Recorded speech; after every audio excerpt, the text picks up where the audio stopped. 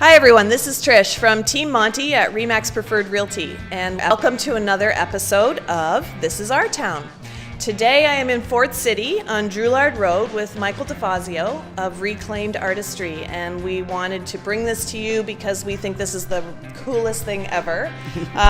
He does great woodworking, and we're standing in front of some barn doors that he's created, and I just wanted to ask you a little bit about how you got started. I've been doing this for a long time now. I think I'm on my 7th year, but I've always tinkered with stuff. I got started by just driving up and down alleys and finding old windows in alleys and turning those windows into chalkboards and some mirror frames and stuff. That eventually led to me picking up doors, turning those into tables, and then now we just build pretty much anything that anyone needs, so out of reclaimed materials. That is awesome. If somebody wanted something for their home, how do they bring their idea to you? Do you give them ideas? How does that work? Typically how it works is they have a need for something. They say they have a need for a dining room table, an island top, whatever it is. Once I know kind of what my clients need, I can base the design around what their needs are. So if they want something that's not so rustic, I have a material for that. If they want something more on the rustic side, I have a material for that. If they want a cooler story, then there's different stories to pick when you come here. So you can pick a bowling lane top, you can pick floor joist tops, barn beam tops, whatever story you want. We just don't build furniture out of just wood. We build the furniture out of old things. So it's a different type of experience. But yeah, once my client knows what they want, I can design it around there. And then I usually ask for reference photos and dimensions and build from there. Tell me a little bit about how you got started. Like, do you have formal training? Is this all just off the cuff? So I finished the woodworking program at St. Clair College, but yeah, they showed me a lot of the basic stuff. I have a lot of basic knowledge from that program, basic tool knowledge and stuff like that. But realistically, a lot of the stuff that we do here is all self-taught. A lot of learning and a lot of trial and error stuff. Like when it comes to ripping apart a bowling lane, there's no one taught me that at school, or even building tabletops. No one taught me that stuff at school. So a lot of the stuff we do here is self-taught. That is amazing. Thanks. Okay, so tell me a little bit about what people come here for. What's the most popular thing, or how do you decide what the new trend is, or give me something about that.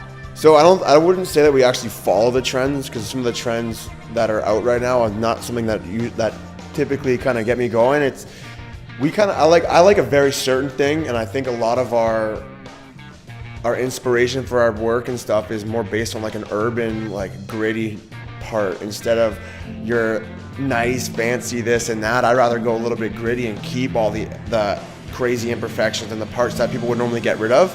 That's what we try to enhance instead of making it pretty and perfect. We enhance the imperfections, so that's what makes our pieces extra unique. And what's the most popular item? We're doing a lot of barn doors right now. We do a lot of cabinets as well, and dining room tables and stuff like that. But we pretty much build anything that anyone ever needs. We like to say that if you can dream it, we can build it. So. Oh, I love it. That's awesome. Okay, now tell me a little bit about how you got settled here on Drouillard Road in Fort City. So I grew up in this neighborhood. I've always had a fascination with this neighborhood as well, because it being such a rough area back in the day, I wasn't really allowed to come down here. I wasn't supposed to be down here. But I always had this fascination, so I was always up and down just looking at the buildings, because I love architecture and stuff. So yeah, so that's how I came here. And then as soon as I moved here, I noticed this insane sense of community here. Everyone knows each other here. Everyone wants to know how you're doing. And it's a really tight community, and I think it's like one of the most unique communities I've ever lived in. So that's amazing. It's and we're cool here. Seeing great things happen down in this area too. There's lots of new businesses and things starting up. Yep.